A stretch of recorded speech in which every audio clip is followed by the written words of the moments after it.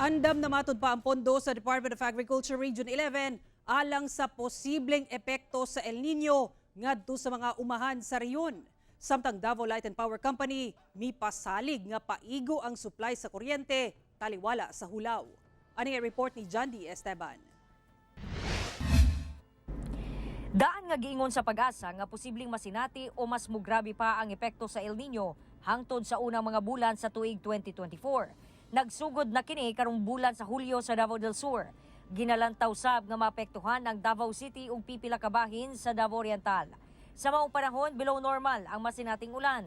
Busa ang Department of Agriculture Region 11 nag-andam og 1 billion pesos nga pondo nga maoy igasto alang sa pagbinos sa kadaot niini sa mga umahan ug sa itabang sa mga maapektuhang mag-uuma.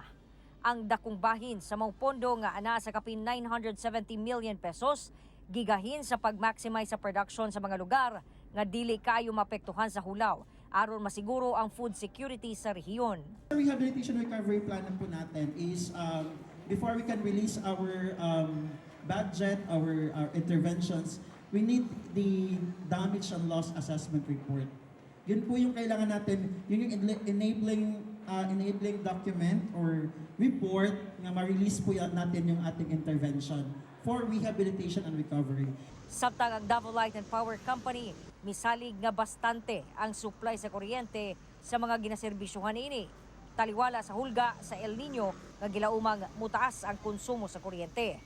Doon na kuno'y paigong supply sa kuryente tungod sa mga bilateral contracts sa kumpanya. Magamit sab daw ang 1,000 megawatts nga sobrang supply sa enerhiya sa Mindanao panahon sa hulaw.